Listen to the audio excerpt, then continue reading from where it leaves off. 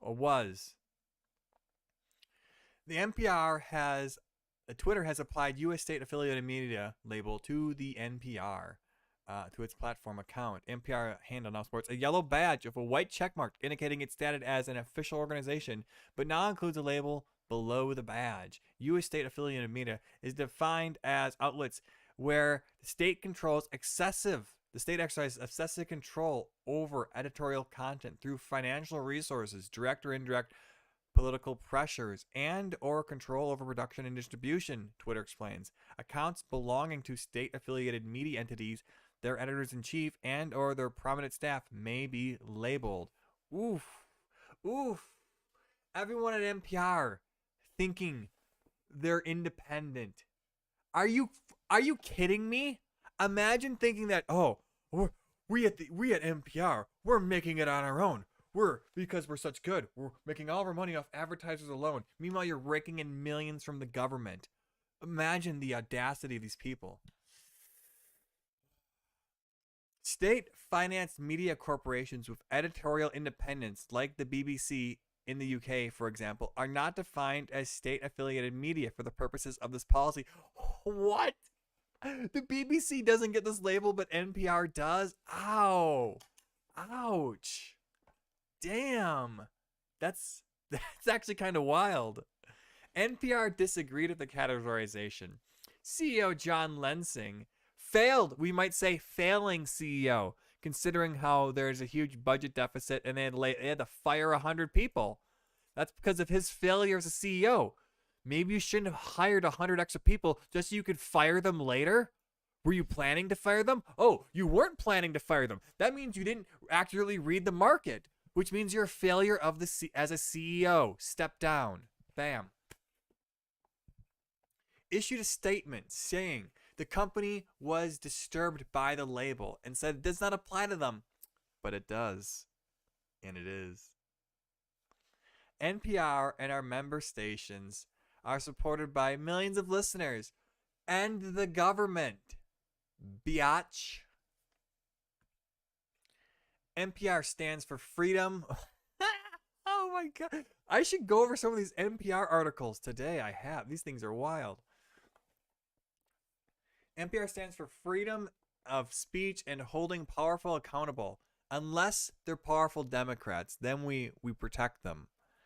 And a vigorous, vibrant, free press, essential to the health of our democracy. Stop saying democracy. It's so cringe. It's so cringe. The more these guys promote democracy, the more I hate it. NPR's website states that federal funding is essential to public radio. Oh, I thought it was millions of listeners. Oh, so what is it? Is it millions of listeners? Or is it the federal funding? If it's just millions of listeners, then why don't we cut all your federal funding, CEO John Lansing, huh? We caught you on a trap there. Let's see here. Where is the money? Where did I dropped the ball? Federal funding is essential to public radio service to the American public and continue its crucial. And its continuation is crucial for stations and program and producers, including NPR. Sorry, I'm bad at reading. The network receives annual grants from the Corporation for Public Broadcasting, CPB, a publicly funded non-profit created by the government. Twitter CEO Elon Musk defended the label, citing the platform's definition of state-affiliated media, asserting the label seems accurate. The designation comes as NPR struggles to combat financial woes, where they just laid off 100 people and closed a bunch of podcasts. Failed podcasts, I might say. This lady's got a nice rack. And later on, we'll have the White House defending NPR. But let's see here. Here is NPR's telling of the story. Stick around for the video. Twitter added a state-affiliated media tag to NPR. Oh, they're so salty. Oh, I love it. Mwah. Applying on Tuesday, applying the same label to nonprofit media company that Twitter used to designate official state mouthpieces and propaganda outlets in countries such as Russia and China. Wah, wah, wah, wah. I'm. That's so good. NPR operates independently of the U.S. government. While federal money is important to overall public health media, NPR gets less than 1% of its annual budget on average from federal sources. Noting the millions of listeners who support and rely on NPR for its... Well, then, if you're only 1%, then we can cut it, right? No problem. Millions of listeners who support and rely on NPR for independent, fact-based journalism. That's a lie. NPR CEO Jan Lansing stated, NPR stands for freedom. Okay, we already read these quotes before. NPR officials, okay, let me make this sound better. Nameless NPR officials have asked Twitter to remove the label. See how that sounds better? Nameless. They initially assumed it was applied by mistake. Oh. Oh. Oh, it's so good. No, I get. God, this is great. NPR spokesperson Isabel Laura said, "We were not warned. It happened quite suddenly last night. In response to the NPR label, in response to an NPR email for the story seeking comment and requesting details about what in particular might have led to this new designation, the company's press account auto-replied with a poop emoji. Oh, a message it's been sending to journalists for weeks. Oh, man, that sucks. Man, that's awful. That's the worst. Man. That's just the worst, Twitter. I mean, NPR. God, that's just awful. They designate you state-sponsored journalist, and then when you go seeking a comment, you get a poop emoji. You're not even. They just treat you like a pleb. Man, you're getting like the treatment you deserve for once. Wow, you're almost treated like a regular person. No special treatment anymore. Oh, I'm a journalist. I'd like to comment on the story, this hit piece we're trying to take on you. Not anymore. Poop emoji to your face. He's literally shitting on journalists.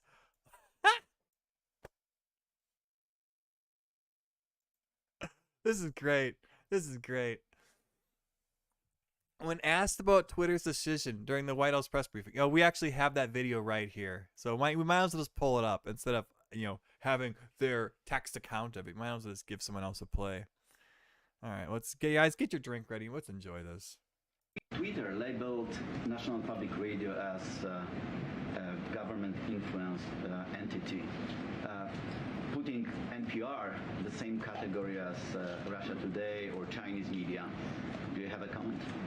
Yeah, so social media companies make their own independent decisions about content rules, so I won't comment on Twitter's rules, but what I will say, more broadly, I'll say there's no doubt of the independence of NPR's journalists. And it has been, if you've ever been on the receiving end of their questions, you know this. You know that they have their independence in journalism. NPR journalists work diligently to hold public officials accountable and inform the American people. The hard-hitting independence nature of their coverage speaks for itself, and so I'll leave it there. Does it bug President Biden when former presidents suck up all the oxygen?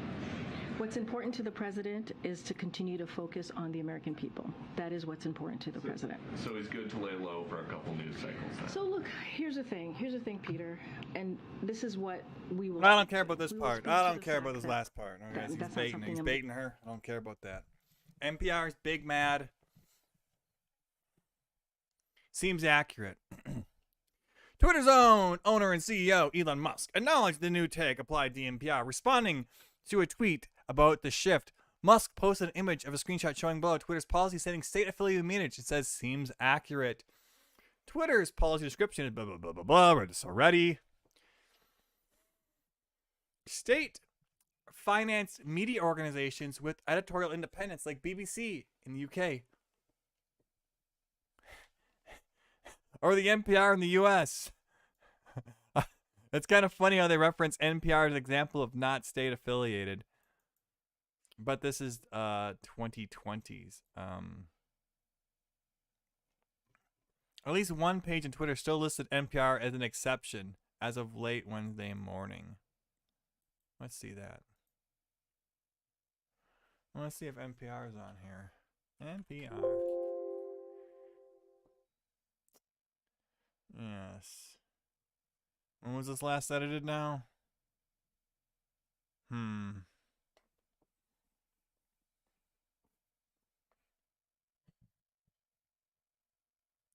Well, there you go.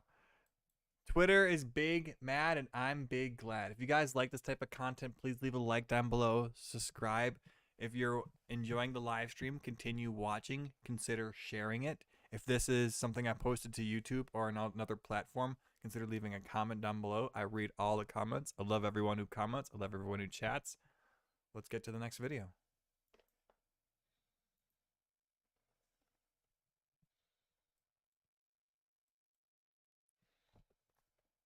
Okay. All right.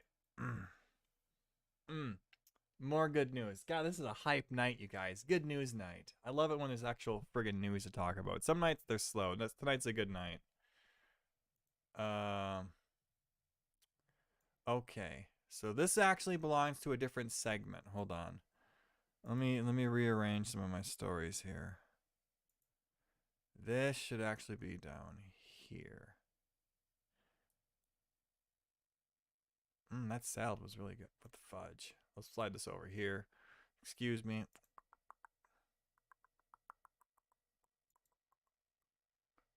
I like to record my shows in block segments like this. So, in case you want to know what we're talking about next. Fucking Kid Rock's being awesome. No, so first we're gonna be a little more serious, then we'll get into the funny again. Kid Rock's fucking awesome.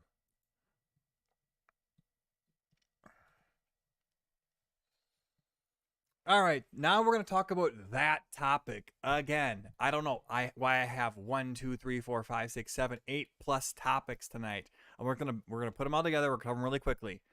Activists horrified as UK government considers making sex means biological sex.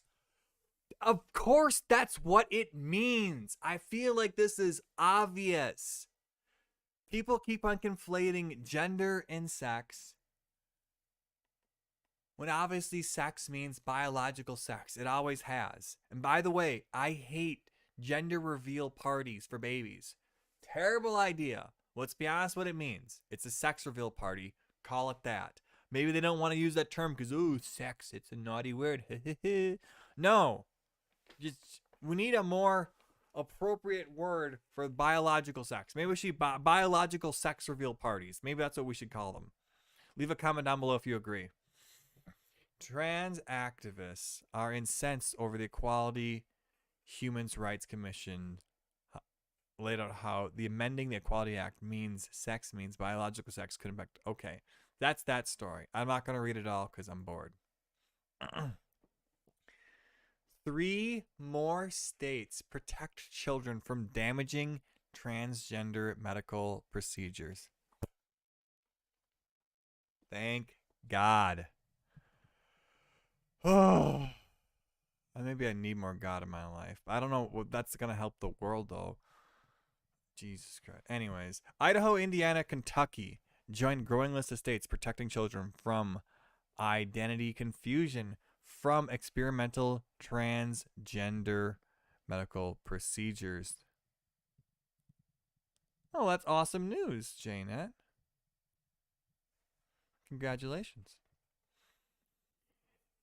Euphemistically,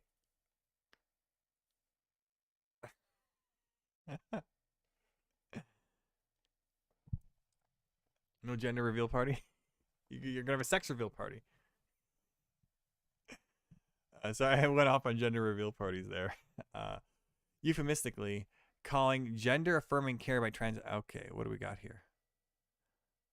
What happened here? Indiana Governor Eric Holcomb signed Bill 480, Help Not Harm Act on April 5th. Law prohibits from physicians. Oh man, sorry. The Apple synopsis is getting to me. or other practitioners from providing gender transitioning procedures to minors. It also allows for those who might receive such procedures to sue for damage. Damn!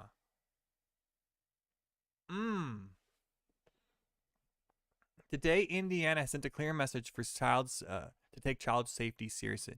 When a child is deeply struggling, he or she deserves meaningful help, not harm of hormones of surgery. Thank God.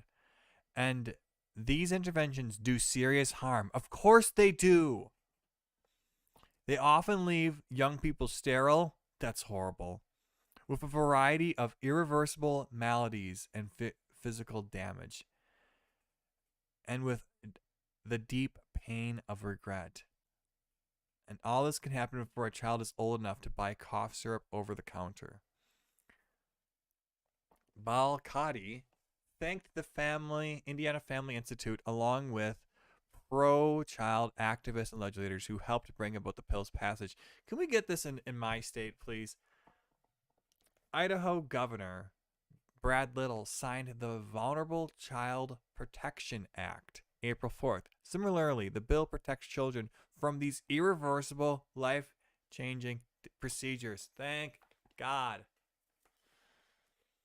The Idaho Family Policy Center is a focus on the family allied organization which fights for life, families, religious freedom. In an email, the IFPC president Blaise Canzati look at these Italian names, they're coming out tonight. Detailed the legislative fight to pass the bill. The VCPA was drafted 4 years ago. And after a long battle over the last few years, we're looking back, we can see now God's good providence through it all. Look at that. In his message, he quotes God. In our first year, we never even received a committee vote. In our second year, we made it off the House floor in a veto-proof supermajority. But we never received a Senate committee hearing. Grassroots efforts. And another victory. Let's see here. Finally, the Kentucky General Assembly overturned a veto vote by Governor Alan Beshear. What the hell? Who is this Kentucky governor? Democrat. Why is Kentucky electing Democrats? So they overturned a veto for SB 150. It was amended with key protections for parental rights, student privacy in bathrooms and locker rooms, and the Do Not Harm Act to stop barbaric gender transition intervention on kids. Let's see here. The off-label use of puberty blockers, along with cross-sex hormones and surgery, is an experimental gender transitions has no place in children's health care. The irreversible harms that detransitioners have suffered testify to that. Oh, so sad. All right, next one. So Indiana governor signs ban on gender-affirming care. Look at this Chad right here. Thank God. And we got the White House's response to it. Let's see. And today, Indiana just banned puberty blockers, hormone therapies, and gender transition surgeries for minors. I'm wondering what the president's reaction is to the Indiana governor signing that bill into law, and does the president have a position on at what age these kinds of therapies and surgeries are appropriate? That's something for a child and their parents to decide. It's not something that we believe should be decided by legislators. Wrong answer. And today, Indiana... The correct answer is there should be no gender transition for children. Ever. No. That's the correct answer. Children can't consent to that. Gender transition surgery is borderline having sex with your kid. I consider it on lines of that. Oh, you're going to play with your kid's genitalia in a weird way. That's what you're doing here. Or you're having a doctor do it for you. It's sexual abuse by proxy. That's what it is. Sexual mutilation by proxy. That's what it is.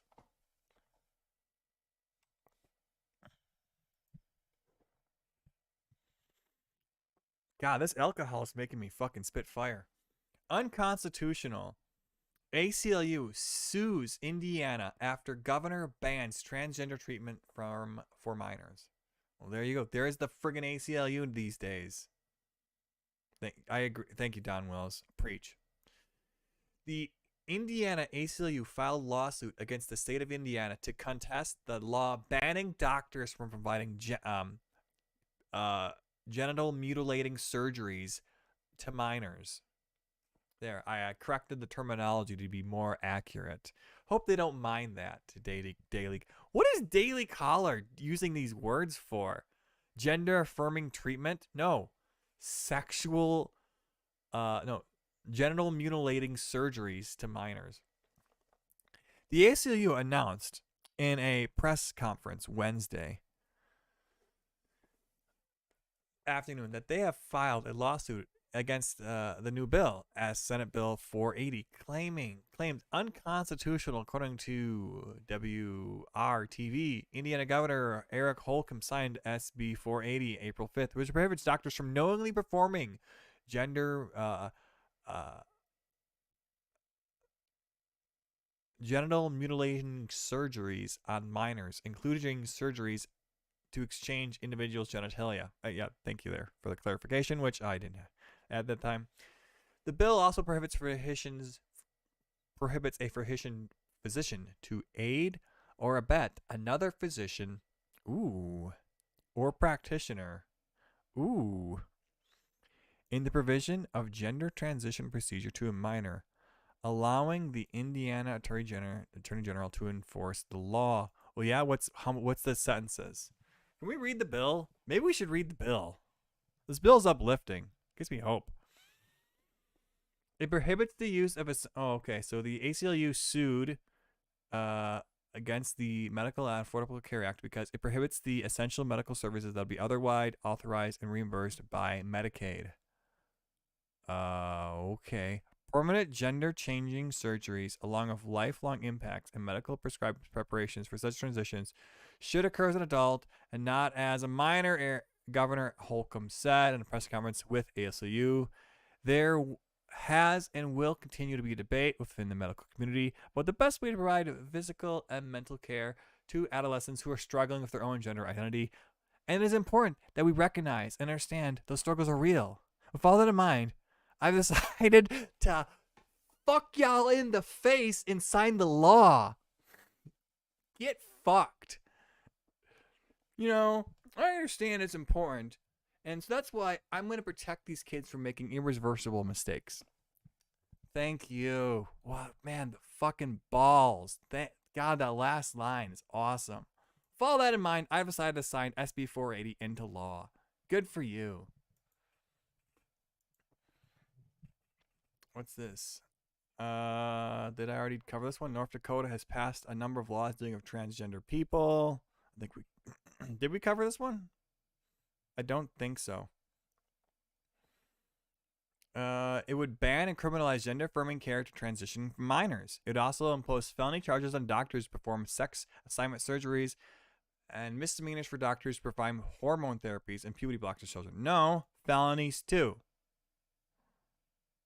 Stop it. Don't go easy on these child abusers. Parents shut down for personal attacks against school officials for trans... Okay, so... Okay, we're going to end this topic right now, or this video now, and we'll transition into some other videos. If you guys like this type of content, please subscribe to see the live stream so you can join along with me. I'll read your comments. I'll react. I'll cry. We can cry and laugh together. Leave a comment. I'll read every single comment. Leave a like and share the video. Thank you so much. Radically Moderate here. All right, we got some more topics to cover tonight. I thought this was pretty crazy. I don't know what the title means here, but let's just get straight to this video. This video is pretty crazy. Look at the quote here. We have male coaches who are horrified at the thought of having a biological girl changing clothes in front of them. And everyone agrees why they might be horrified. So let's try to understand what's going on here. If you guys like this content, leave a like down below, subscribe. So this one family, it was a matter of, well, we have other schools. Which one would your child like to transfer to? And eventually they homeschool, which understandably. Where I've seen the most resistance is with our coaches. And it's interesting because for them, I think once they interact with a student who's gender expansive or transgender, it takes the mystique away. And then they realize, oh, it's just a kid. Oh, it's just a boy. It's just a girl. I get it now. But until they have that personal interaction, we have male coaches who are horrified at the thought of having a biological girl changing clothes in front of them.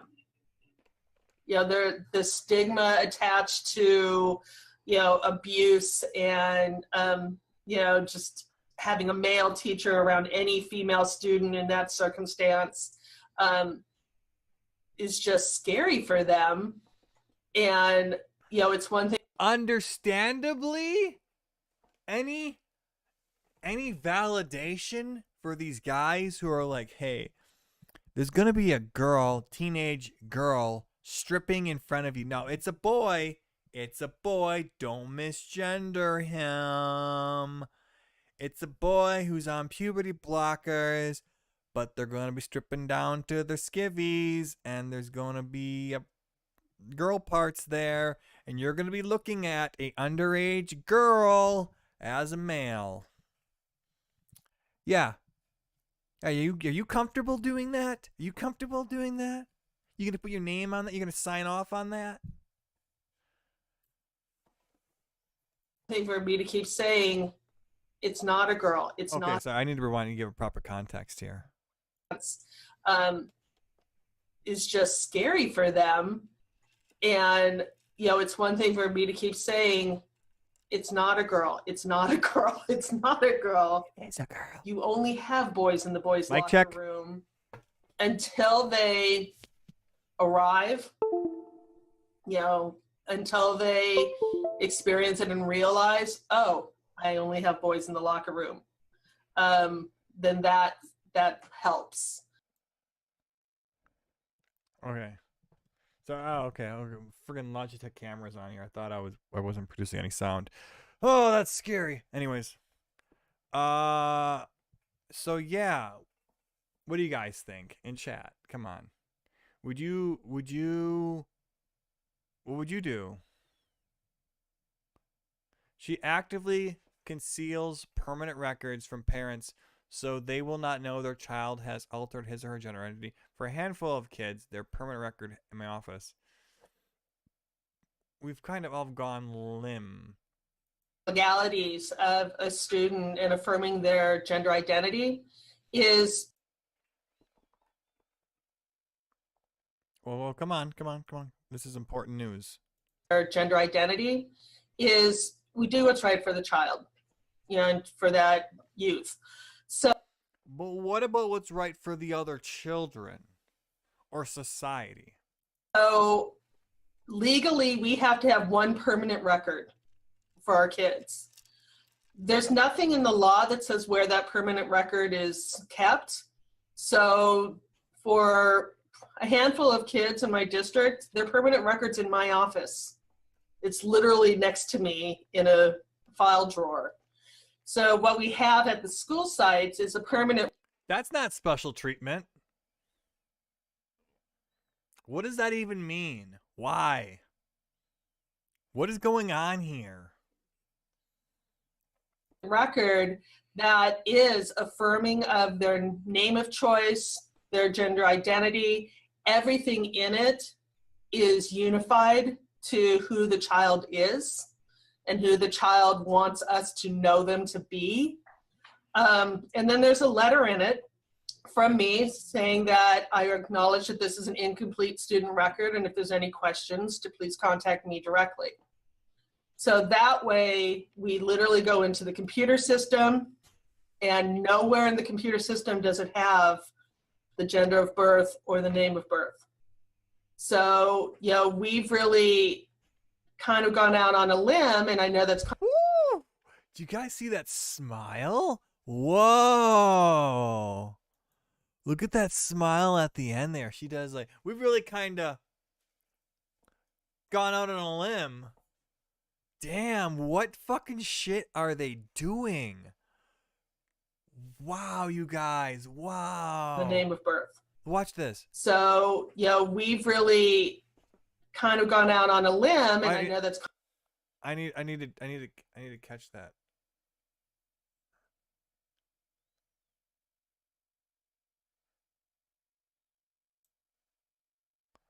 Look at this smile.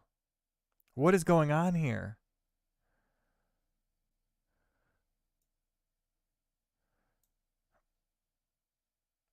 Kind of got. Let's read what JNet's saying. Who's she making this video for? Sounds like she is discriminating and segregating the students based on their identity preferences. If a child's name isn't even on the file, how is anyone supposed to find the file and prove it's for that specific student? Gone out on a. It sounds like there's actually one true, accurate file that has all the real information, and then all the other information in the school system about the child is just a lie. So, because it's more like they buy website and if they make an account for the child, and the account might use some third-party software, and it'll want to know the child's gender or the child's sex and birth date or like that type of information. And it's like there is no category for misgender, transgender, or born this way but now identifies this. So they just figure for all that type of stuff, we're going to put what the child identifies as. And if you want to know the true accurate record, which actually it is, you're going to have to get this file that's next to my desk for extra protection. What is going on with that part? That's weird. That's kind of weird. Why does it have to be kept next to your desk? That's because she's constantly just looking at it like it's a friggin' note card. Like I'll have my Japanese vocabulary card here. She's just always got like, who are we looking up today? Okay, friggin' this person's got another. They're changing their gender again this week. Oh, I gotta update the record. That's what's going on here. These people are constantly changing their gender, and she's got to have their records within arm reach to keep up with all the changing. I identify as a toaster. We got another video here. And many times, if the parent's not affirming, the parent may not be involved in this document. Mm-hmm. This may be a private conversation between that trusted adult at the school and the student about, okay, let's talk about how we keep you safe at home, emotionally and physically safe at home, so that when you're here and we're talking. Bro, this is the exact opposite. How do we protect our kids from these schools? As far as I'm concerned, the parent is not undermining the kid's gender identity. The parent is trying to protect the kid from a phase. And the school is trying to cause permanent damage to the kid. Imagine if your kid was going through like a tattoo phase and they really like tattoos, and then your school was like offering was hosting tattoo artist salons in the school to like support them in hiding. We're like, listen, we're not going to look at what goes on in that bathroom, but we're just letting you know that there is a tattoo artist in there and he has clean needles and it's all paid for by the school. So if you want a tattoo, we're not looking into it. Anyone can do it. We're not pressuring you. But if you want one, it's available. Okay, we're affirming tattoos at the school now. And then your kid comes home and they got a giant tattoo on their arm. That's kind of like, what is going on here? It'll be Sam, but when your parents involved, what do I call you, Samantha? What keeps you comfortable in your home setting until they become affirming?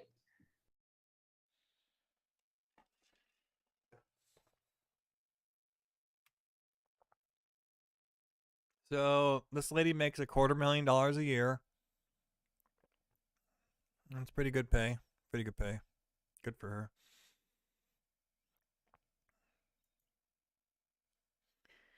Transgender pastor suggests transgender Nashville school shooter was crucified like Jesus Christ. If you guys want to hear the article, leave a like down below, subscribe, and consider watching the next video. Radically Moderate out of here.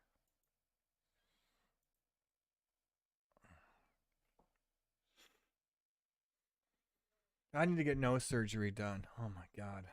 My nose is always clogged. You think because I got this giant Hebrew-like nose, I would be able to breathe easy, but I can't. I can never breathe easy. Ever since I was like punched in the face in like a high school fight, I haven't been able to breathe all right. It's pretty bad. Anyways, here, donate to my fucking GoFundMe to pay for my nose reduction surgery. All right. From really dropped the ball on that one. Transgender pastor suggests transgender Nashville school shooter was crucified like Jesus Christ. There's a take I wasn't expecting. Let's hear him out. Their recording of Jesus' journey to the cross, the author makes a point of saying that the chief priests and the whole council were looking for false testimony against Jesus so that they might put him to death. Those leaders were looking for any excuse, valid or not, to crucify Jesus. And they found that reason. And that reason was solidified when the crowd shouted to release Barabbas. They had their final excuse. They would kill the one whose reputation as a teacher and healer and whose mission of love and dignity was so very threatening to their own reputation that they needed to kill him in order to preserve their good image. It's baffling to me that someone's existence can be so threatening that people decide they need to be controlled, that they need to have laws made against them, or even worse, that the people that they find to be so threatening should die. There are a significant number of people who have deemed that the fact that the Nashville shooter happened to be a trans person, so it's been reported, is just the excuse they need to call for the eradication of trans folks. Rather than focusing on the fact that we have a serious gun violence problem that continues to go unaddressed, rather than focusing on the fact that six more people are dead. Oh, so he misspoke already, because the eradication of transphobes, you mean the eradication of trans people. Now, I would never call for the eradication of trans people, but I think he misspoke here. Need to call for the eradication of trans folks. See, no, that's not what he meant there. Let's back up a little more. So it's been reported. So it's been reported. It's just the excuse they're trying to always trying to walk back. No, that wasn't a transgender person who shot up the school. No, they weren't expressing like testosterone roid rage, and that's why they shot up school, because all school shooters are male, and that one happens to has the same testosterone levels as a male, and they shot up the school. Funny how that works. Need to call for the eradication of trans folks. Rather than focusing on the fact that we have a serious gun violence problem that continues to go unaddressed, rather than focusing on the fact that six more people are dead, rather than focusing on the fact that those staff and children should have been safe in that school, or focusing on the fact that children do not feel safe in their own schools, rather than focusing on any of this, they have decided they need to cause more harm. Their recording of Jesus. Okay, there's not enough context to know what they're really saying here. Michael Luigi, who goes by they, them pronouns. Dude, I was at a restaurant today. I think we went to a Wendy's, and the cashier has a pin on their head that says they, them pronouns.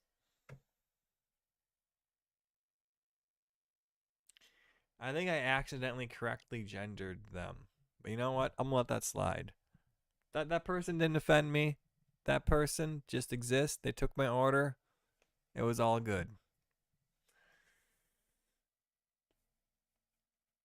Still, they're fucking mentally ill though. I'm not gonna deny that. At least as an adult though. They're working during school hours. Okay. The footage of the sermon shows Luigi reading biblical verses that the account of the crucifixion immediately following the massacre of the Covenant School shooting. And it talks about that. We played the video. And yeah, that's a hot take. Didn't see that coming. I hope you guys like this type of content. Leave a like down below. Subscribe, share for friends. Radically Moderate out of here. And make sure you check out the live streams. There is a live stream that I do when I feel like it. I used to do like a live stream every night, but it's been hard to do that because life has been harder. I've been really busy. Anyways,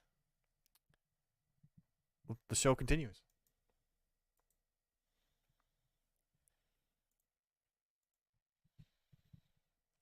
Okay. Now this is in my wins segment still, but it's not related to any trans issues. Idaho bans abortion trafficking. Mess around, find out, you guys. Mess around and find out. All the hassle of a chainsaw. Shut up. Idaho Governor Brad Little signed legislation on Wednesday to ban so-called abortion trafficking, in which adults aid a minor in obtaining an abortion out of state without parental consent. Well, that just seems obvious. Jesus Christ, man. I mean, wow. Hope this isn't controversial. No, a minor should be able to travel out of state and do something like that without their parents' consent. No, obviously, they need parental consent. You gotta let the parent know what's going on in that situation. That's wild. If someone did it to my kid without letting me know, holy crap. This, as far as I'm concerned, this bill is saving lives as it's stopping parents from friggin' taking out revenge against creepos who are borderline grooming their kids. Are you fucking kidding me? Someone grooming my kid into having an abortion? That's so creepy. Ew. The law imposes a possible 5-year prison sentence for anyone found guilty. Abortion is legal in several surrounding states, including Washington, Oregon, Montana, and California. Idaho bans nearly all abortions and has enforcement mechanisms wherein family members may sue doctors who perform such procedures based. Planned Parenthood Alliance advocates condemned the signing of the law, saying yet again Idaho's governor disregarded constituents and signed HB 242 into law, creating nation's first crime of so-called abortion trafficking. Well, don't abortion traffic then in Idaho. This legislation is despicable. We're going to do everything we can in our power to stop it. It might be unconstitutional. I don't know. It seems like it might be unconstitutional. No way. No, it's for minors, though. You can't do stuff to minors without the parents' consent. That's just common sense, though. Minors don't really have rights. Minors don't have property. It's crazy, but it's funny like that. Planned Parenthood and ACLU are already suing over the law. We'll see how that works out. If you guys think the law is going to pass, leave a like. If you don't think it's going to pass, I'll leave a like too. I read all the comments. Subscribe. Radically Moderate out of here. Let me switch back and forth here. There we go. So we're done with that video block for tonight.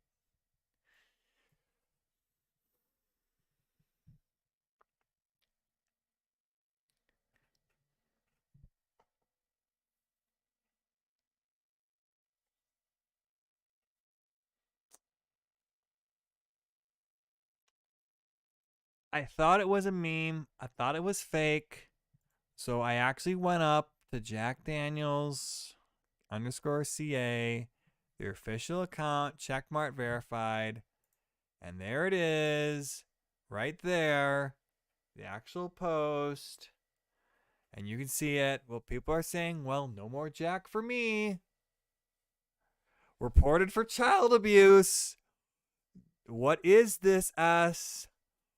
Go woke, go broke, clown world, no more Jack for me. I'll never buy your whiskey again. This is humiliation ritual. We can have nothing. Come on, keep politics out of my drinking time. I want to escape that. I cannot condone giving you money anymore. Goodbye, Jack. Goodbye, Jack. How much did the swampy elitists pay you for this garbage? Thank you for contributing to the collapse of the Western civilization. Well, no more Jack for me. Nope. Y'all are gonna lose a lifelong customer because y'all follow that agenda of the evil elite. It seems like the people in the comments don't like it a lot. What do you guys think? In other news, Nike picks trans activist Dylan Mulvaney to model new activewear.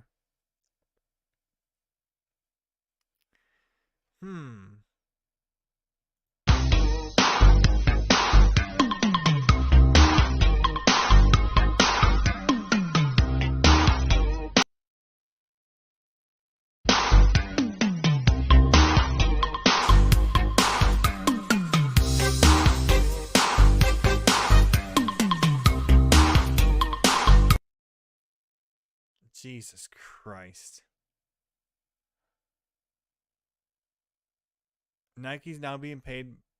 Dylan Mulvaney's being paid by Nike women to promote sports bras, even though he's a man. Good for you, Swirly. Maybe I should quit too.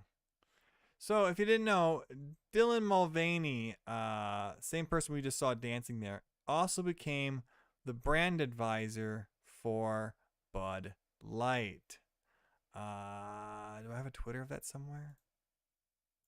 Do you have a video of that? Yes, here it is. Hi. Impressive carrying skills, right? Hi. Hi. literally. Hi. Impressive. He does the thing. Hi.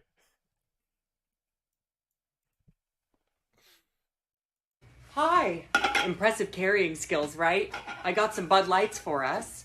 So, I kept hearing about this thing called March Madness, and I thought we were all just having a hectic month, but it turns out it has something to do with sports. And I'm not sure exactly which sport, but either way, it's a cause to celebrate.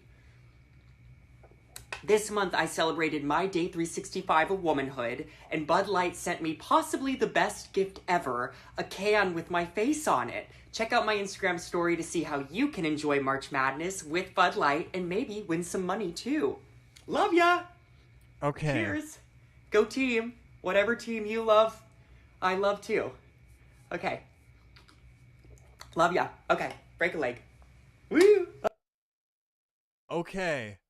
Horrifying. Absolutely horrifying. As we all agree. Thank God Kid Rock had the perfect response to this. Literally.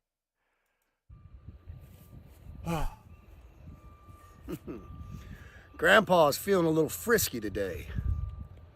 Let me say something to all you and be as clear and concise as possible.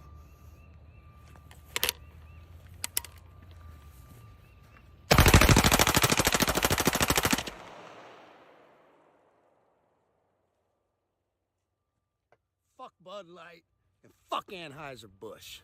Have a terrific day. Oh, it's much better now. Good for you. Good job, man. 10 million views on Twitter. The rapper.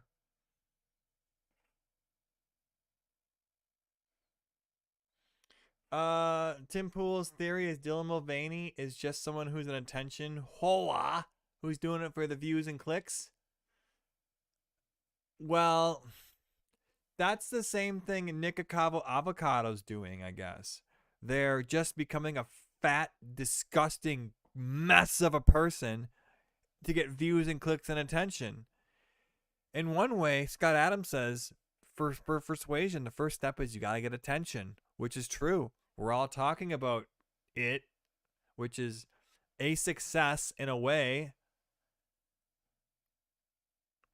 Nikocado who? Nikocado avocado is a giant fat person who's a mess who eats food on YouTube. Just mountains of food and then cries on camera while they're eating too. They're like, bah! It's just people watch this disaster of a person the same way you might watch Nick Mulvaney, who's a real disaster of a person. What is this demon?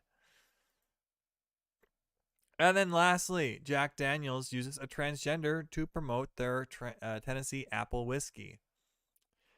Yes, I think we covered at the beginning of the show. It's real. So we have to boycott Anheuser-Busch, which is good. Because I don't drink Bud Light. I've never liked Bud Light. I've always been a Coors fan. Please, Coors, don't say anything stupid. And I don't like Jack Daniels either.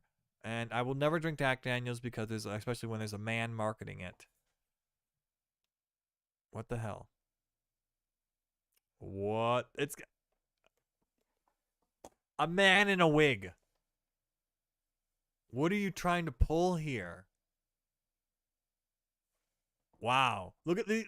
He's got broader shoulders than me. Look at these guns he's packing. Look how big those arms are. You guys see that? My arms aren't that big. He's bigger than me. What the fuck? All right, if you guys like this type of content, leave a like down below, subscribe, share for friends. We got another segment coming up here. I think we're talking about Trump's arrest. Let's get into it. Rack him out of here.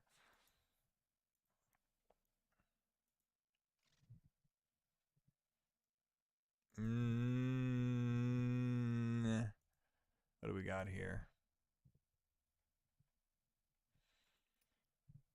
Okay.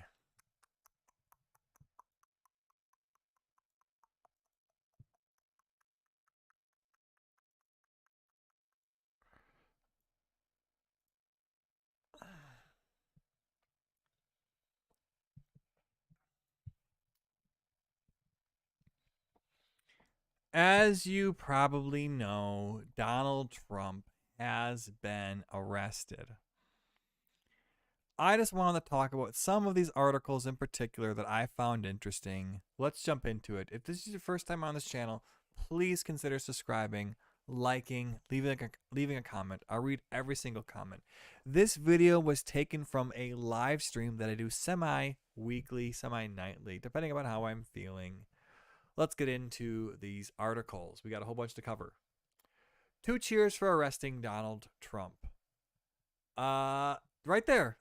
Headline speaks for itself. This is from thenation.com. Guys, is this even, are they even hiding their bias anymore? 2 cheers for arresting Donald Trump. All right, next one. Yes, Alvin Bragg's indictment of Trump is political. They admit it. All right, let's go. Next one. Here's how specifically to assess whether an investigation is politicized and how Trump's case measures up. Oh, God, these Vox articles are always super long-winded because they pack like 18,000 ads in them. Next one. From Information Liberation. El Salvador president says U.S. can't lecture other nations on democracy after arresting Trump. True. We can't anymore. We just arrested our last president. How are we supposed to say other countries are dictatorial? Like, oh, or Russia, where they kill journalists. We just arrested our last president. Talk about, they used to say, oh, Donald Trump's going to go after his political rivals. You guys went after your political rival, literally. The forerunner for presidency, some people might say. Next article. Mexican President Lopez Obrador joins Hungarian Prime Minister Orban in slamming President Trump's arrest. So we get these other countries saying, what the hell are we doing here?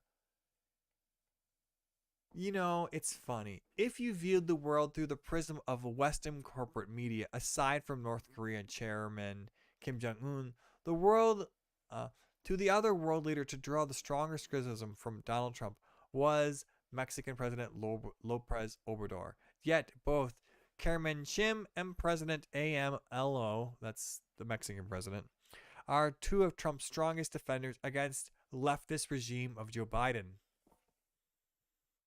So yeah, Lopez Obrador spoke out against it. Let's see, what did he say? Supposedly, legal issues should not be used for electoral, political purposes, Lopez said. That's why I don't agree what they're doing to ex-President Trump. It should be the people who decide, he added. I concur. China, quick to capitalize on Trump indictment. Do you guys like these type of segments? Let me know by leaving a like and a comment down below. I have blocked all these articles together for your enjoyment. I did a lot of work beforehand for this. Hope you guys appreciate it. I actually kind of like this. So, here's I'm not gonna read the article. It's kind of boring. Here's the tweet.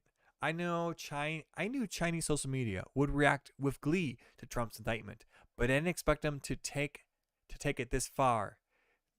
The joke is that he's building up China by sabotaging the U.S. People are responding with this AI-generated montage of him retiring as a hero in China.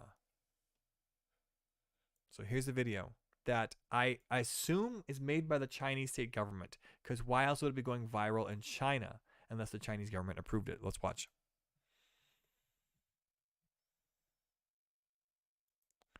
Can we get this to play?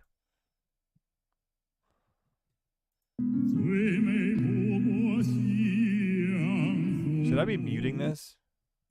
Is this copyrighted music? This better not be copyrighted.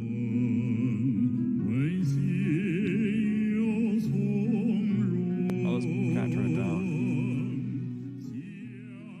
So we got some like pictures of AI generated Donald Trump in trains and stuff in China. He's got a white shirt. He's riding a cell phone. He's in China, living like an average man's life. So if you type in like, if you go to Stable Diffusion and you say Donald Trump in China at a street market, you might get this picture right here.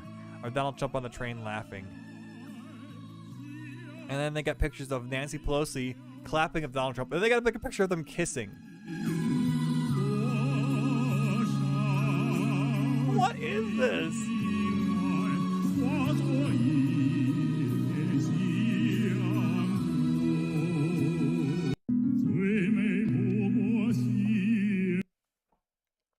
Okay.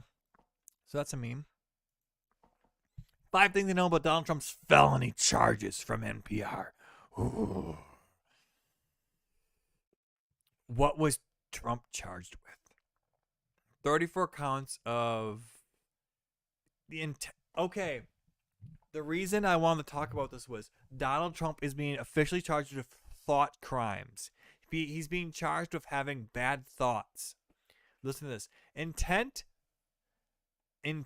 He had intent. He had the thought to commit another crime and aid and conceal the commission of thereof. It's a thought crime. He had a bad thought. What do we know about the catch and kill scheme? I don't know. I don't want to read this NPR article anymore. I'm already bored. Trump. I have a Trump-hating judge whose daughter worked for Kamala Harris and now receives money from Biden-Harris campaign. And this is where we are right now. I have a Trump-hating judge with a Trump-hating wife and family.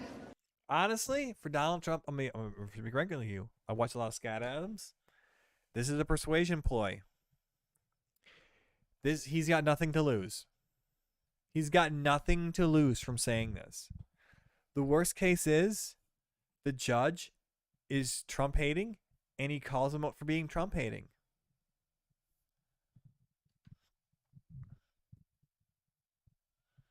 The judge is going to act however he's going to act anyways. If you call him out for being Trump-hating, you might actually soften him, especially if he's neutral. This only thing can do if you call somebody out for being a certain way, it'll kind of make him act the opposite way to kind of balance out that accusation. even if it has no weight behind it. The accusation alone kind of puts a filter on people's the way they look at the judge's behavior. They're going to think, is this a Trump-hating judge? Is that why he did that objection? Is that why he didn't let that procedure go? Is that why he didn't let that motion go through? Because he's a Trump-hating judge? It's clouding everything, accusing him of being a Trump-hating judge when he's trying to be a neutral judge who's trying to read the law, which judges are supposed to do. They're supposed to be judges of the law, not of people or cases or facts. Whose daughter worked for Kamala Harris and now receives money from the Biden-Harris campaign, and a lot of that. We recently had another trial, and the same judge told the fine man who worked for me for many, many years that if you admit your guilt, you will be in jail for 90 days. But if you don't, if we go through a trial and you're found guilty, you're going away for 10 years and maybe longer, which for a 75-year-old man with a great family really means life. What the prosecutors and judge did to that man, I will never forget, because it's right out of the old Soviet Union. That's where we are. Damn. Trump's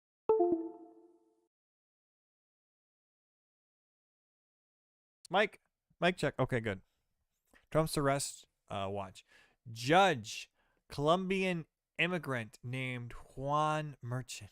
Why is this? What is these Colombian immigrant? God, these immigrants seem like they're doing really well. What the hell is going on here? I don't feel like you should be allowed to be a federal judge if you're an immigrant. Yeah, I said it. Who's this? Who's this lady? That's his daughter? Looks a little oy vey to me.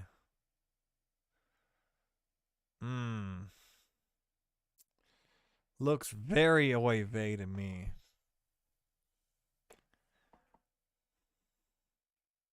May be or may not be. Apparently the indictment is underwhelming. Your reaction now that you've had a chance to go through it, is it what you thought it was going to be, and are you unimpressed? It is what I thought it was going to be in terms of focusing on the payments that were made, the falsification of the records, and really tied to the payment that was made to Stormy Daniels. In terms of a case that's being brought against a former president, it's a little underwhelming. There's not more to it. There's not more violations, tax violations. There's not an incredible new set of facts that we didn't know about publicly. It's really the facts of this case as they have existed for basically almost 7 years. And damn, it's almost like they spent 7 years trying to concoct a way to interpret the law to prosecute him. Prior year. Manhattan District Attorney Alvin Bragg there. Let's bring in Georgetown, Washington. God, look at that robot. George Washington University That guy might be law AI professor generated. Jonathan Turley. I've never seen him age. Jonathan, I was anxiously waiting for this indictment, and I'm flipping through it. After our talks again and again and again about the bootstrapping of the misdemeanor to make it a felony, looking for the underlying felony. Okay, we can't watch this guy. We can't trust him. For you, one big picture, what do you think of the indictment? Well, speaking as someone who very strongly does not want Donald Trump to get the Republican presidential nomination, I'm extraordinarily distressed by this document. I think this is even weaker than I feared it would be. And I think it's easily subject to being dismissed or a quick acquittal for Trump.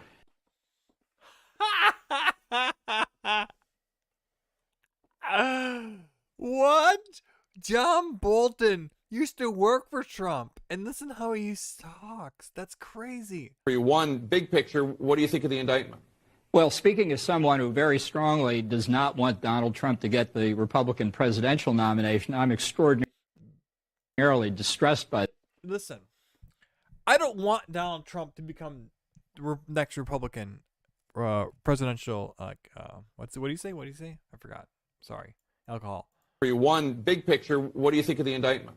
Well, speaking as someone who very strongly does not want Donald Trump to get the Republican presidential nomination, I'm presidential nomination. Extraordinarily distressed by this document.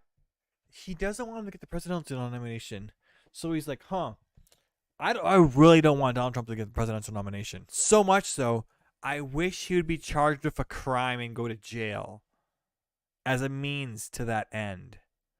What up? POS. Yeah, I'm censoring myself. God, what a absolute garbage person. All right, next article. Donald Trump's arrest could be the final nail in his political career. But it's not all good news. I just wanted to read that headline because I thought it was a funny headline. All right.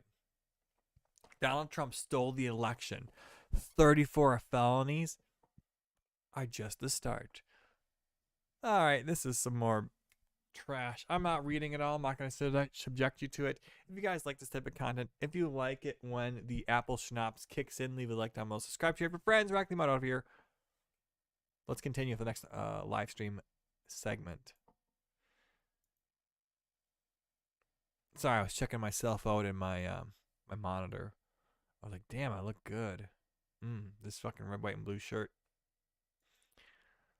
I got any more articles lined up here? Or is that all of them? Yep. Okay. So now we're on the final block of the show, and then we get into the video set block. We got like 10 or so YouTube videos and like 6 articles here, and then we're done with the show.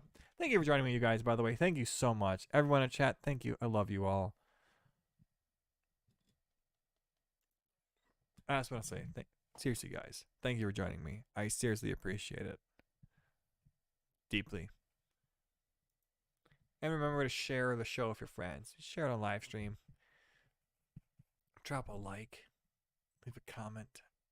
Watch my other videos. Tell me how brave I am for going into Antifa protests and recording their illegal actions and recording the police to make money. Even though I hate the police, I like making money. Let's see here. This is okay. This is hilarious. I don't know what the hell this lady's talking about. Okay. How do I get context to this? Let me reread this article before I do it. Republican lawmakers in Tennessee advanced a bill through the House on Wednesday that would allow teachers to carry firearms in the classrooms. Okay. Okay, now we got the segment. Okay. Hey everybody, Radically Moderate back once again. If you guys like these type of segments, please consider subscribing, sharing it. Wow, the alcohol is kicking my ass. I need to re-record this. Thank you. Hey everybody, Radically Moderate back once again. Please consider subscribing if you like this type of content and sharing with your friends. Today, Tennessee Republicans advanced a bill through a House committee that would allow teachers to carry guns in schools. Democrats, of course, oppose the idea. Let's watch the reaction to one particular lady that has gone viral. You guys will like this. Or maybe you won't. I don't know what the hell this lady was thinking.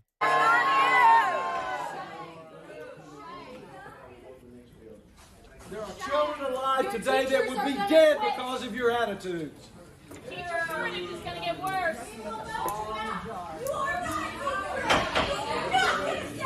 Do you know any teachers? They don't get paid to die. You met these people? They shouldn't have guns. No one gets paid to die.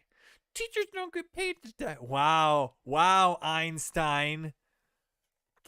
Is anyone paid to die?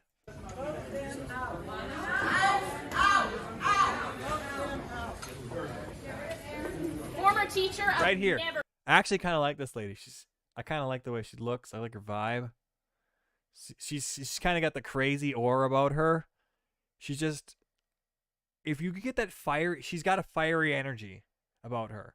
But if we could like shift it towards like God and church instead of whatever the hell she's focusing on, and also make her blonde and up a cup size. But I'm sorry, I was being picky at that point. I'm just being a misogynist at that point.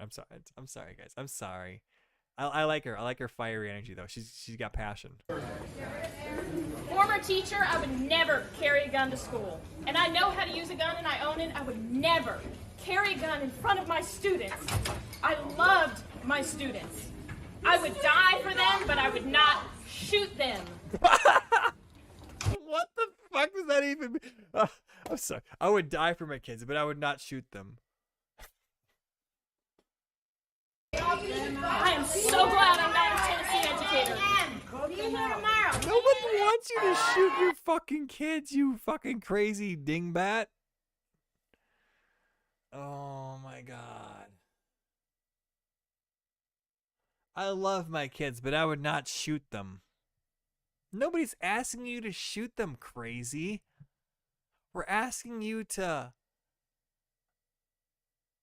shoot a school shooter who we all agree are the scum of the earth, and they're open season. School shooters, open season. What the hell? Okay, I thought that was crazy. If you guys like this type of crazy article, you like the most, subscribe, share with your friends. Next article. Bang, bang, bang, bang, bang. We're busting through these. Okay, so we got an article from reclaimthenet.org. Italian's deputy prime minister criticizes ChatGPT block. The tool was blocked by regulators.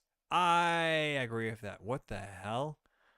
So can no one in the country access it anymore? Italian's deputy prime minister Matteo Salvini described the country's data protection authority decision to temporarily ban chatbot ChatGPT as excessive. The data directory banned the chatbot over privacy concerns over its refusal to verify that users were over the age of 13. God, that's so stupid. You have to have like a valid email account, and most email accounts require to be over the age of 13 already, you boomers. So that's where we go. So obviously ChatGPT is awesome, minus the fact that ChatGPT is a commie. What do you guys think about ChatGPT? Leave a like down below, comment. Next article. Oh, we get that short up to be a fucking short? Damn. I think we got that to be a short. Oh, dude. We'll have to edit that later. Florida high school pulls graphic novel adaptation of Anne Frank's diary, saying it's not age appropriate. I'll tell you why. Masturbation scene. If you guys like this type of content, leave a like down below, subscribe, share with your friends. Radically Moderate out of here.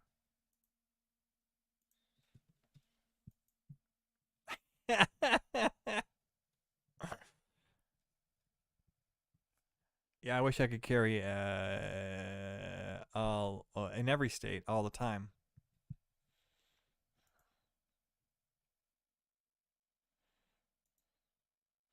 All right, let's watch a video, guys. We got a video right here. Oh, man, I want to snack on something. Manhattan. God, I'm friggin' hungry.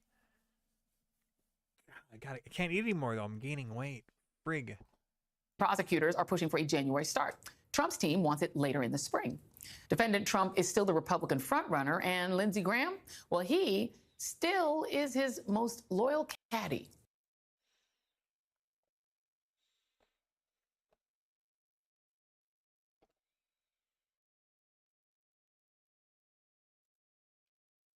Do I want to get into this? What other articles do I have lined up? MAGA reacts to Trump's arrest. Bud Light triggers right-wingers with Dylan Mulvaney ad. Trump's advisor warned him that his lawyers are friggin' idiots. Marjorie Taylor Greene. Okay. I want to talk about this one. We'll talk about this one right now. All right, everybody. Radically Moderate back once again. We got a video from Secular Talk. Marjorie Taylor Greene dragged after calling Dems pedos. I mean, is she wrong? Maybe they're pedo adjacent. Maybe they're pedo supporting. But mutilating the genitals of children is something a pedophile would do or support. Let's be honest here. So, Kyle Kulinski, let's see how you somehow make this sound okay. Greene went on 60 Minutes and spoke to Leslie Stahl. And it was not a very good segment. It got dragged. You know, the general takeaway is like, it was sort of, I don't know if they were attempting to humanize her, but the end result is that to some people, they may have humanized her. They sort of glossed over the worst things about her and the insane extremism, the fact that she was all in on Q. AKA, it wasn't a total hit piece on her. We're mad that they weren't constantly bashing her, and they had to throw her a bone once in a while.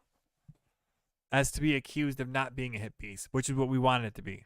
Went on garbage for a long time. The whole Jewish space lasers thing. I mean, what Jewish space it laser wasn't a good thing? look. It's What fine with is interviewing somebody if you're gonna. hold okay, them we're accountable. fact checking this right now. I'm sorry, people watching this on YouTube. By the way, subscribe, leave a like, comment down below. Marjorie Taylor Greene, Jewish space laser. What is this? Marjorie Taylor Greene blamed wildfires on secret Jewish space laser. Did she say they were Jewish, though? No, she didn't say they were Jewish. You guys are making this up.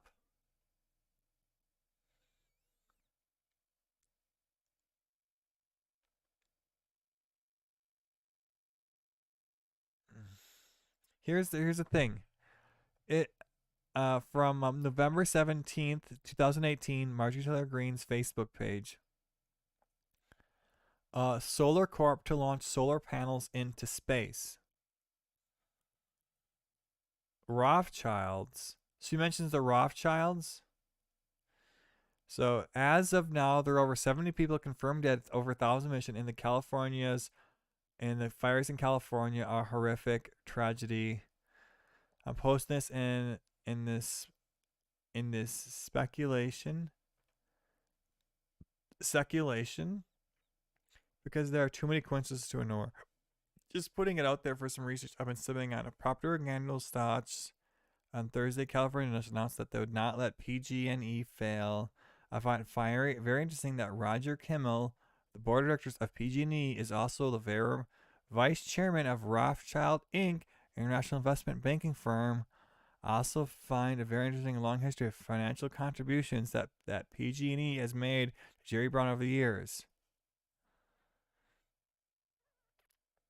Okay, let's see here. And then later down in the article it says, that wouldn't look so good for PG&E, Rothschild Inc., Solarian, or Jerry Brown, who sure does seem fond of PG&E. Good thing Solarian that Michael Peavy is on their board, since he is the former president of California Public Utilities Commissioner.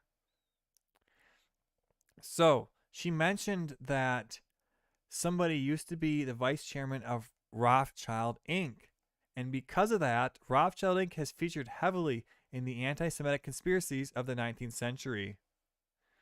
As you might have wondered, if an international cabal of Jewish bankers wanted to financially rail a project, that they would go about using their space lasers to set about a catastrophic place.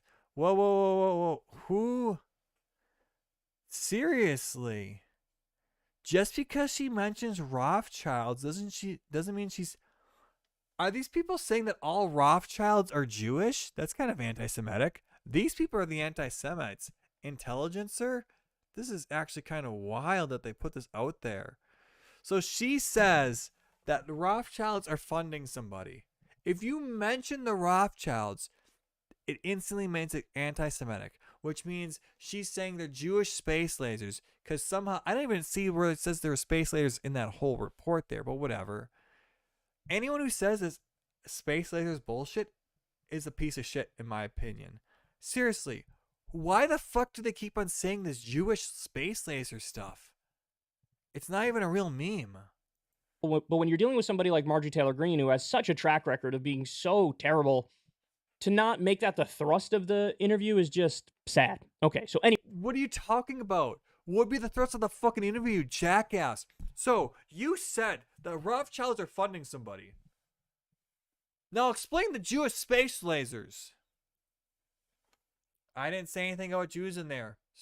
Stall. Why are you talking about the Jews? Well, you mentioned the Rothschilds. The Jews. You said that, not me. Anyways, sorry. I'm talking to myself. I'm doing the Cenk Uyghur thing. Anyway, they could have had her on, but just be more aggressive, hold her more accountable. And one of the things she said in the interview is Democrats are the party of pedophiles. And I believe Leslie Stahl's reaction was like, wow. Or like, can we stop with the name calling? There was no real... Can we stop with the fact stating? rebuttal to it. And again, this is the problem that people There is no rebuttal to it. There is no rebuttal to it. Which party is protecting children more? had. So she sees the backlash to this. She comes out and she goes, I'll say it again. Democrats are the party of pedophiles. Boom. And then I'll play Fucking this mic video drop. for you, The Predator President. Oh, shit. Why should you use Miro? When you draw on a whiteboard, no one sees it. With Miro, you plan together in real time. I'm sorry it takes so long, guys, but everyone knows I like kids better than people. How are you, baby? How are you, baby? I want to stay. Can I stay? I don't want to go. Alright, can we show the actual interview? And rub my leg down. And I've loved paying teenage examining whether he, quote, violated. Okay, now we're gonna smear some. Oh, you're not gonna show the interview? You're not gonna show the interview? Oh, Kyle Kinsley's little On a regular bitch basis. boy I truly won't appreciate show the fucking interview. Leave a like down below if Kyle Kinsley's little bitch boy.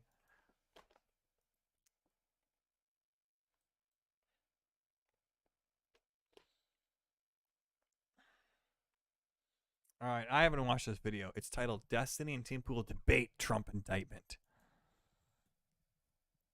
Went on Tim Pool's show. Tim Pool, I would describe as right wing. And they got into a little back and forth here, a debate on the Trump indictment. And I thought this was interesting. Let's take a look and we'll break it down. Again, fair point. We'll see what happens. My issue with it for the most part is really falsified record misdemeanor charge. You want to get into the debate about Barack Obama blowing up a kid? Because I would absolutely love to talk about that.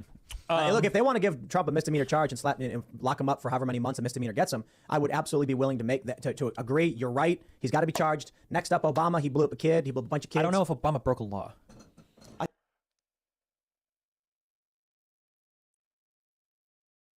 Destiny, why are you defending Obama blowing up children? What the fuck?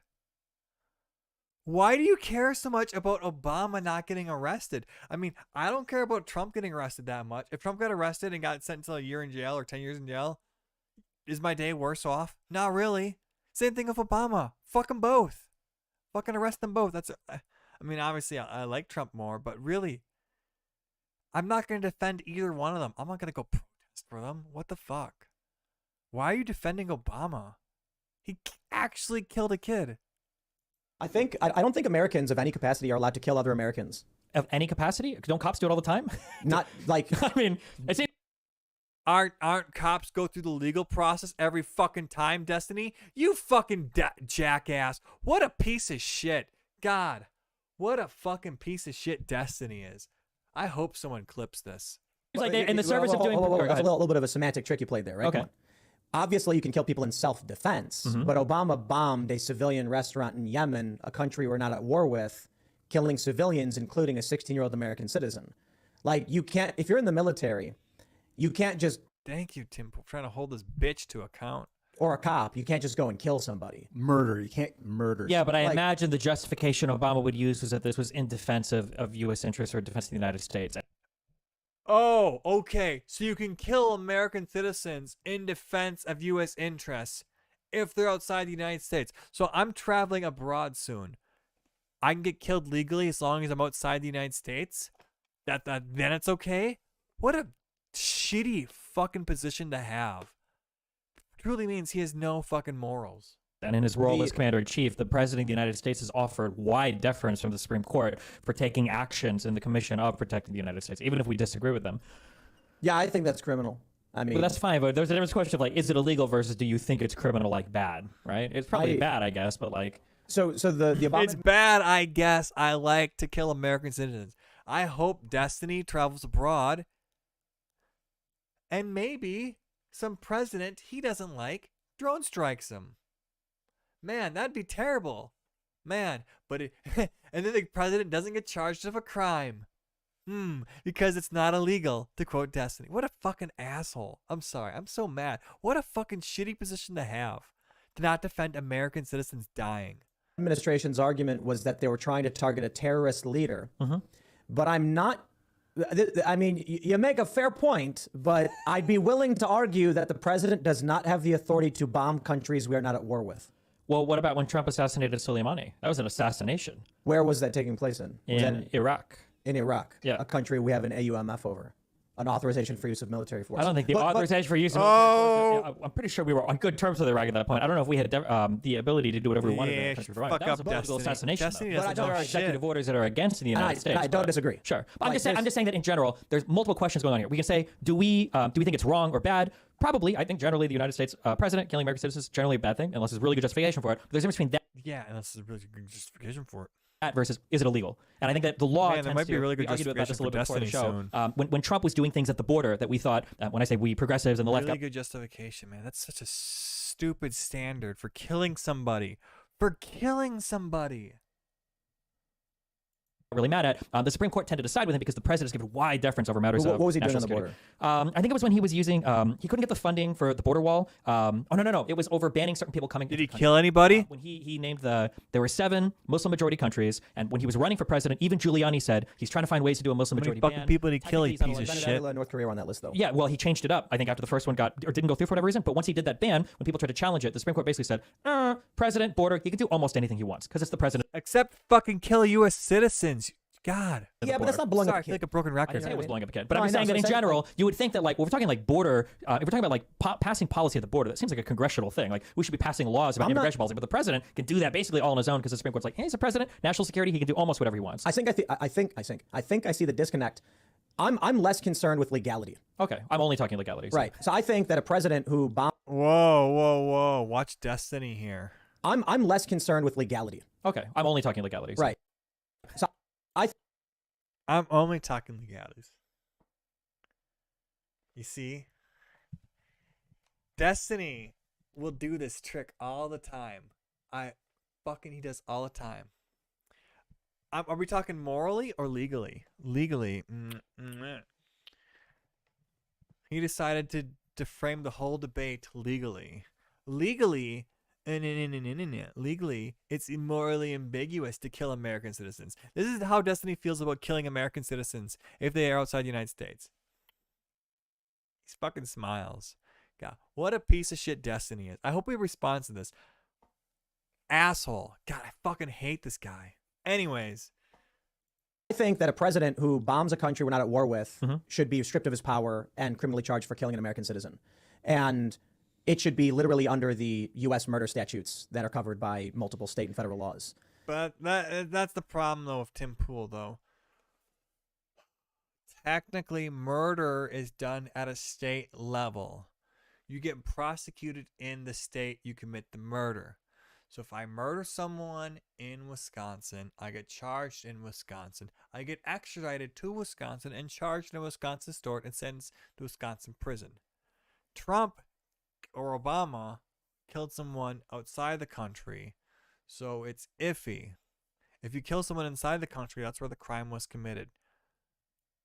That's where Destiny's all like, you see, Obama was just killing citizens outside the country, so it's okay all day long. Obama could kill 10 billion people, American citizens outside the country. Doesn't matter. Look at it like, well, you know. Is a murder statute, could I, in Tennessee, get arrested if I bomb somebody in Yemen? Is that a, I don't know what the... I mean, that's a good point. You might, yeah, absolutely. But then again, what state was that resident in? If I get killed in Japan, and my murderer is the United States, do they extradite me to Japan? Or they... Then again, I think these guys are traveling. They were U.S. citizens in, like, Iraq. So maybe you could say that, like, Tennessee, it's a Tennessee citizen who's killed in Iraq could then charge the president in Tennessee, maybe? Okay. I mean, that might be like way worse than murder. It might be terroristic, international. There might, like, I'm pretty sure if you, as an American citizen, set off a bomb in a foreign country, you'd be criminally charged in the U.S. Yeah, but I don't know if it'd be under Assange state statutes, right? That sounds like some federal. International, federal, yeah, maybe. Yeah. Julian Assange is being criminally charged. Okay, so Julian Assange being messaged. Better cut that off right there. If you guys like this content, leave a like, and subscribe to your friends. Next segment.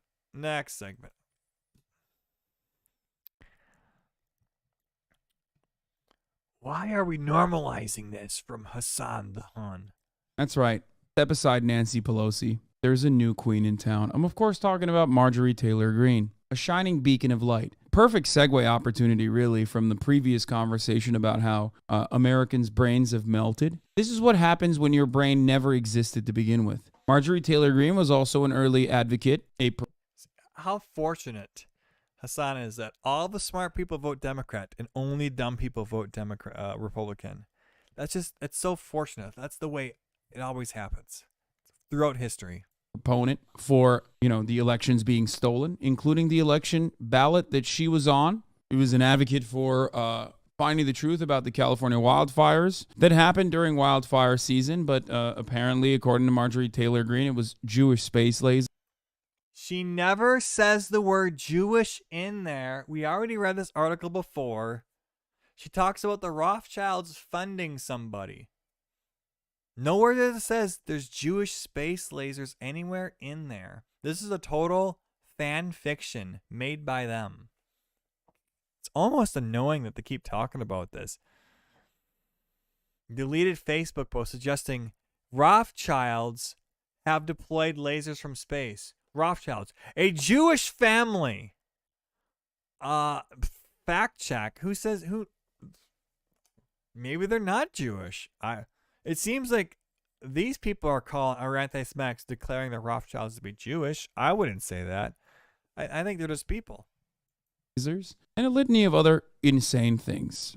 But Marjorie Taylor Greene now has been siding with Kevin McCarthy and making waves. Yeah? What happened? Trying to become a institutional party defender. So, of course, for that reason, I suspect 60 Minutes decided to interview her.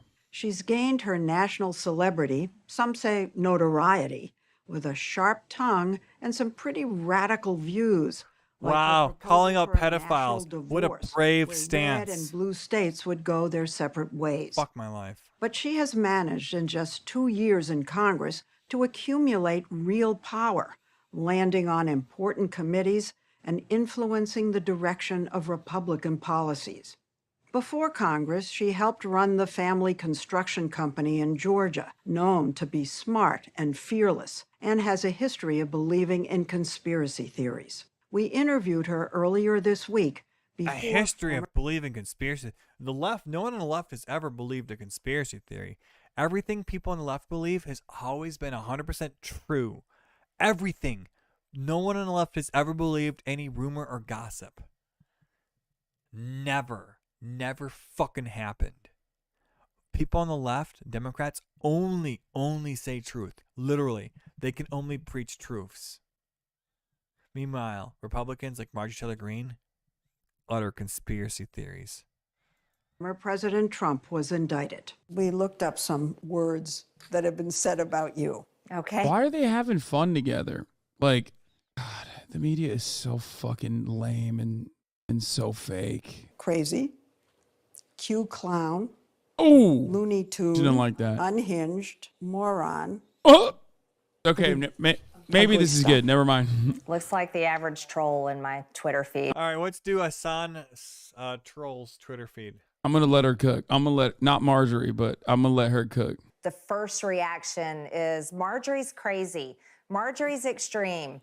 Marjorie's a right-wing extremist. And then what will happen is my colleagues will go back home to their district and their own constituents are coming up and saying, are you supporting Marjorie? Do you agree with Marjorie? Have you co-sponsored Marjorie's bill? And then they find out, oh, maybe she's not crazy. And then they end up agreeing with me. This is fueling her clout in the Republican Party, as is her record as a top fundraiser and a close advisor to Kevin McCarthy. After MTG helped him win the speakership, he rewarded her 37 with fucking Yeah, minutes this long. is the Even Joe Tori. I will not subject you all to this. You know what I mean? Like what is you this should be highbrow to commentary? For all, do you have a price tag for all of these things? No, and perhaps deliberate fucking places Okay, are we're stopping here. We're stopping here. This is not going to make it to the fucking separate segment.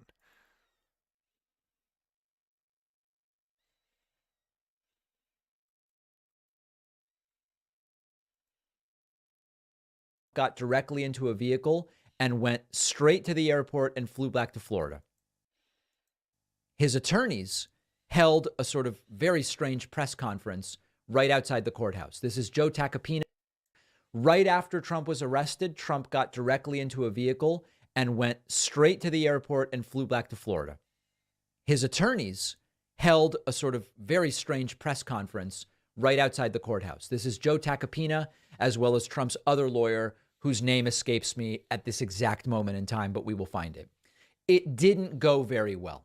It was just a complete and total mess. The only thing missing was holding it at Four Seasons Total Landscaping, or whatever it was called, Four Seasons Landscaping. But let's take a listen to a little bit of this. President not use language. He requested that everybody involved refrain from using language that's inappropriate. And by the Okay. All right. Enough of that. Or let's watch this one instead. So, Pac-Man doesn't like Marjorie Taylor Greene's 60 Minutes interview. Marjorie Taylor Greene on 60 Minutes. Dozens of you wrote to me. As many people wrote to me as the number that protested for Trump at Mar-a-Lago. Dozens of you wrote to me and said, David, what is your take about 60 Minutes interviewing Marjorie Taylor Greene? They are platform. It's a damned if you do, damned if you don't protest at Mar-a-Lago. If 1,000 people protested or 1,000,000, he'd say it's an unhinged mob showed up. But if 10 people show up, it's a puny, pathetic dozens. Why include it? Why does it matter? A lunatic. They are pretending as though they're normalizing the idea of Marjorie Taylor Greene as someone who should be in government. It's just they're normalizing her as someone who should be. How about the fact she is in government? Deal with that fact. She has more power than you. She's more important than you, David. Does that hurt? It's a matter of do we agree about her views rather than making her out to be the dangerous extremist who has no business. How in is a she position of dangerous? power. She has dangerous speech. Oh, that's what it is. You have that faggy idea that people have dangerous opinions. God, what a fucking piece of shit this guy is. Tweeted yesterday, I understand the concerns and I want to see the interview first. And the reason I said I want to see the interview first is I've long advocated for something called responsible platforming. And by responsible platforming, I mean only sucking the cock of Democrats. It's not about who you interview. It's how you interview them. And so, for example, if it's a Republican, you have to constantly attack them always. And if it's a Democrat, you have to make them look good always. I have someone on the show who is explaining nuclear fission to us as a subject matter expert. I handle that interview differently than when I interviewed, for example, a white nationalist neo-Nazi Richard Spencer. Responsible platforming. If I'm going to have Richard Spencer on, I need to be prepared to make sure that my audience understands his extremist ideas are dangerous, that they're bogus, and so on and so forth. I think you need to wait, hold on. How does he say that? He needed to make his audience what? Interviewed, for example, a white nationalist neo-Nazi Richard Spencer. If I'm going to have Richard Spencer on, I need to be prepared to make sure that my audience understands. You need to make sure that your audience understands. God damn it, you motherfuckers. If you don't fucking agree with David Pac-Man, he will make you understand that Richard Spencer is a dangerous person. He will make you understand. Seriously. Listen to the way he fucking talks. This guy's psycho. His extremist ideas are dangerous, that they're bogus, and so on and so forth. I think people get this. Dangerous. The point is the interview's appropriateness is evaluated based on how the interview is handled. And it wasn't handled the best by Leslie Stahl, but it wasn't the end of the world. Overall, I don't like that I think the interview did normalize Marjorie Taylor Greene to a degree. As opposed to marginalize her or alienate her. That's what he wanted to happen. He wanted her to be alienated from this interview. He wanted her to be attacked and ridiculed. Because that's what he does. He's a fucking an aggressive piece of shit. That's where I come down. It wasn't overall Give him a taste of his own medicine. A softball interview. But there were moments that weren't so good. Let's look at just a couple of moments.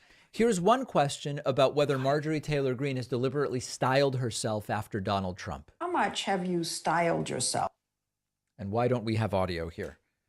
I'm not sure. Because you're gay. We do have audio. My headphone has become unplugged. Let me plug that back in. Beautiful. All right, let's take it from the top. How much have you styled yourself after Donald Trump? People say. And by the way, this look from Marjorie Taylor Greene, one thing I want to say, and I won't harp on it, is Greene's attitude the entire interview was sort of like, this isn't a serious show. Leslie Stahl isn't serious, and I'm above this. This is just me placating the fake news. And it was pretty disgusting, but let's not Oh, it's disgusting. Like, you wouldn't be the same way if you went on Fox News.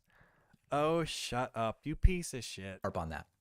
That you are Trump in high heels. I didn't intentionally style myself after President Trump, but I can see how people draw those similarities. We both come from the same industry, construction.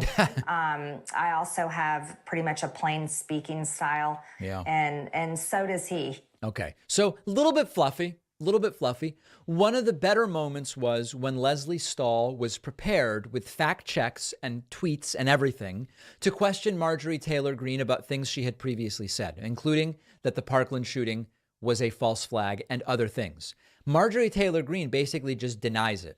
But I do think this was one of the stronger parts of the interview. Let's take a look. Against some Democrats explained in a 17 called QAnon. I Right. was allowed to believe things that weren't true, and that is absolutely what I regret. Well, I apologize to my colleagues. I think apologies are important. Okay, did you ever apologize to Nancy Pelosi about the bullet to her head? I didn't say that, so I don't need to apologize for words that weren't mine. Didn't you like it? Oh my God, she liked it. Okay, this is going to sound a little nuts, but the fastest and easiest way to make passive online income on Amazon is to never sell physical products. Other people also ran my social media. So now it's like, listen, the party of personal responsibility, that was other people. Well, if other people liked something about Nancy Pelosi needs a shut up. Your party of double standards can suck a cock. bullet to the head, and you don't agree with it, shouldn't David you Pakman loudly especially. denounce the Closet sentiment? No, homosexual. other people run my social media. I don't think I did. For what? Huh? I never. Now did. I don't. All right, Have all you right, fact all right, checked all all right. my I can't statements go from on any longer. I can't stand David Pakman any longer. I can't.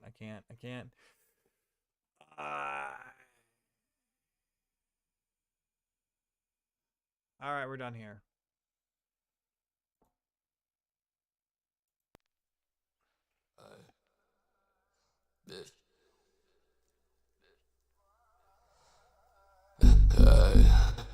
Yo, guys. It's been real. It's been real.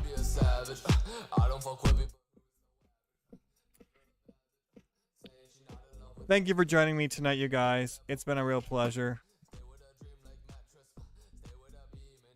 There we go. Solo background. Next stream, I don't know when. Peace out, Girl Scout. Thank you, Janet. Thank you, Swirly. Thank you, Don Willis, for all you guys for joining me. Appreciate it. Take care, you guys. Peace out.